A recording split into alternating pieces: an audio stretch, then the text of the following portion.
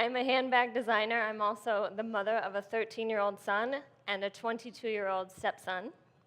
I met my husband when I was 24, living in Paris, and we've been together for 21 years. We've been in Los Angeles since 2001, and this is where we've built our life, and I've built my business. With the help of many talented people, I've created a thriving company and brand from the ground up. It's called Clare V. When I started in 2008, these are a lot of the old pictures. When I started in 2008, I was working out of my house, and I only knew that there was a gap in the marketplace. There were only very expensive fancy bags or very boring nylon bags at the time, so I needed a laptop bag myself, so I started sewing them. I moved on to designing a simple tote, and then authentically from there, the line began to emerge. As an initial means of marketing, I started a blog, and I chronicled my life with my young family and travels to France to see my husband's family. And I was selling on my website. I would do trunk shows. I would sell at friends' houses and my own house, and there's my first trunk show. That's my very first store in Silverlake. The business began to grow the more and more exposure I had. The more difficult it was as I was selling the bags myself, putting myself out there. It felt like I was standing naked in front of a group of people all the time. I know that we've all had that feeling where we feel like everyone is staring at you, but you feel like you're not being seen at the same time. It's a very unnerving feeling, and it's a very vulnerable feeling. We've come a long way since then. It's me and my son. I now employ over 50 people. We have 6 retail stores. We're working on our 7th right now, which will be in San Francisco. My bags are sold in over 150 stores around the country, around the world, and everything is still made in Los Angeles. I'm excited to say that we'll be moving into a beautiful 6,000 square foot headquarter in Frogtown. You guys are all west side. You have to know it's way east. It's by Silverlake. It's on the LA River, and it's really beautiful. I've learned a lot over the last 8 years about myself and my capacity, who I am as a female business owner. I had no experience running a business. I had no idea of all the intricacies that were involved in running a business, let alone the expansion and the growth to the scale that I've grown mine today.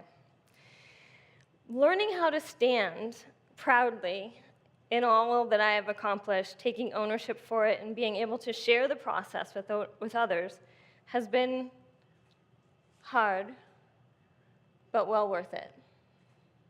What's become important to me is to understand how I can get in my own way. By not feeling comfortable, self-promoting. By not feeling like I belong or taking ownership of my success. By defining success emotionally, equating it with happiness.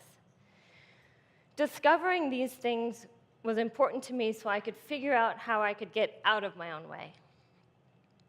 My earliest understandings of success came from my father. That's us with all the kids. Well, I'm in my mom's belly there. He was first-generation Mexican-American, born the 3rd of 9 children to a very poor family. They lived in a 1-room house in Indiana. He worked in the fields with his siblings in the summer when they weren't in school. He was smart and hardworking, so he got into Notre Dame on a baseball scholarship. He was the first in his family to go to college. When he took a bus to school that fall of 1953, he was alone. His parents never visited school until 4 years later when he graduated. The only thing he had with him was a cardboard box of his clothing. He says that he had never seen a suitcase before. After 3 weeks at school, he called his baseball coach from back home and said, "I can't take this. I don't belong here. I'm coming home." And the baseball coach said, "Manuel, just stay there. I'm going to come and see you." So he drove a couple hours, and he convinced my father to stay in school. I've thought a lot about this story over the last over the years. I've thought about how far our family has come. My father went on to become a lawyer and a judge and a college professor. He provided a very nice middle-class income for his 6 children, and I'm the last of those 6. I've thought about the fact that without the high school baseball coach, my father's life would have taken a much different direction, and I probably wouldn't exist. I've thought about the feeling of not belonging, how it's often coupled with humiliation, and how even arriving at a dorm with a cardboard box must have been humiliating. My father passed away 3 years ago.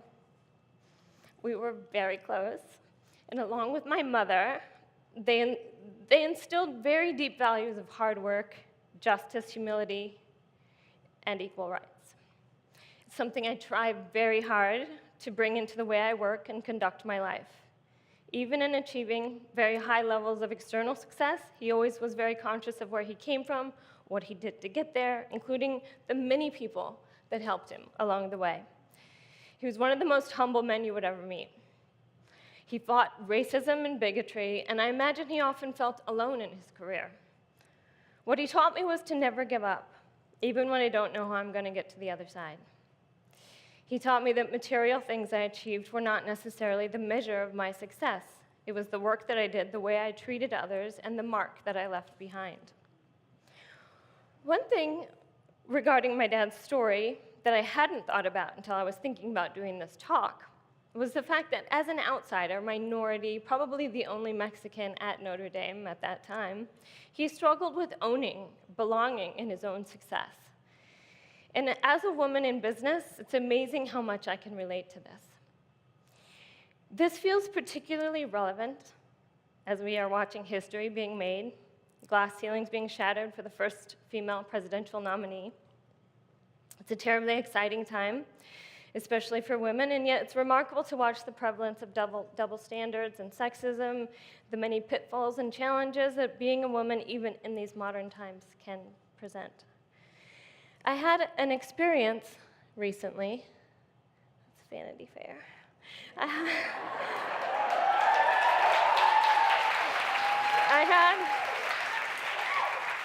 had an experience recently that highlighted this for me. I was having coffee with a female fashion journalist, and at some point she mentioned a male fashion designer whose business had recently closed, and in passing she said, "He's a really good businessman." And even though he had recently gone out of business, I didn't second guess what she had said. I just, okay. Then later in our conversation, in explaining why I had taken partners early on in my business, I said, well, I'm a creative person. I don't know how to run a business, so I took partners to help with that.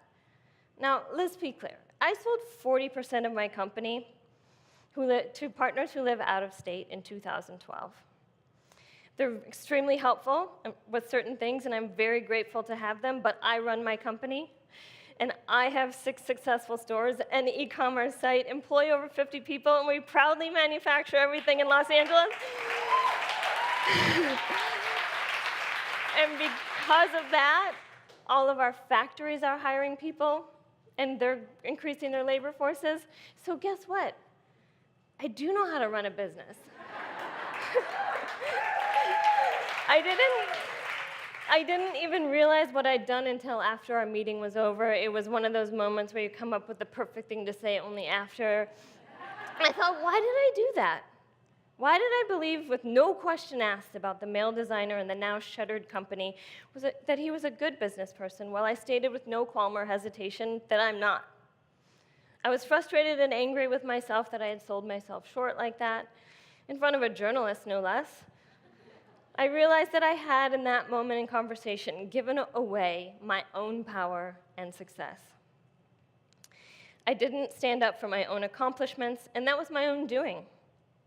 Immediately after the meeting, I sent her a short email in an attempt to clarify the story I had told her about myself, explaining where my business stood and some of the milestones I was most proud of until that day.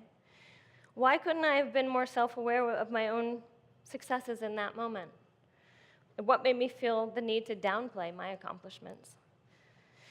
For a long time, I've struggled with what to do when people comment on the growth of my company. My first response when hearing someone say, wow, you're doing an amazing job, you're opening stores, your business is doing great, is to feel very cautious and to not let 1 ounce of praise soak in, because I feel like if I do let it soak in, it will all crumble. It's some kind of terrible superstitious thing that I'm sure some of you feel as well. I often deflect it, shrugging it off, because I feel like there's so much more to do, so much further to go. It's as if believing people's praise will somehow immediately make it all disappear, or worse yet, make me conceited or unpleasant, as if there's a cocky meter that punishes proud women. From time to time, I'm approached by new business owners who want to talk to me about their companies and their concepts. Whenever people ask me to meet, I try to make time because I do really like talking about business and I love hearing about the work other people are doing. Last year, I was approached by two young moms with a fledgling creative business. They came in and we were well into the discussion when one of them said, "You're doing so well, you have all these stores, you're traveling all over the world, but I have to ask you, are you happy?" Was I happy? I was so taken aback by this question because it had nothing to do with my business, and it felt like a very personal question coming from someone I barely knew. And I thought, they would absolutely have never asked this question to a male business owner. Now, my happiness is not contingent upon my brand success. What I've built actually goes way beyond me now.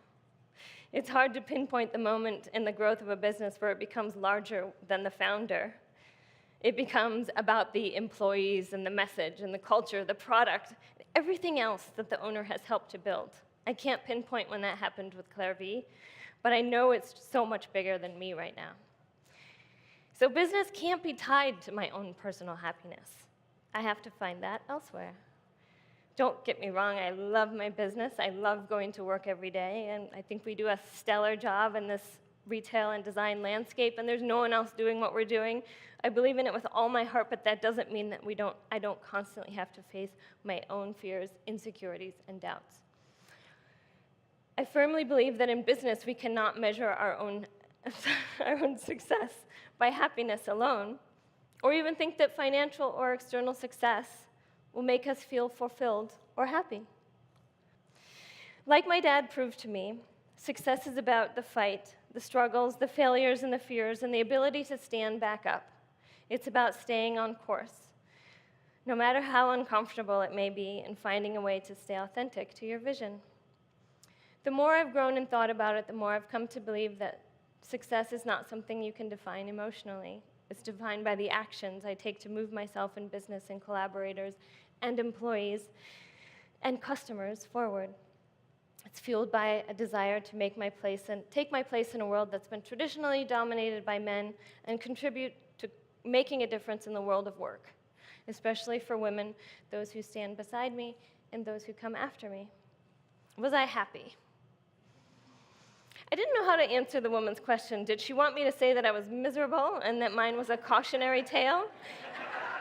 Did she want me to just smile and say, yes, of course I'm happy? The way I felt was that if you're committed to growing a business, you're not always going to be happy.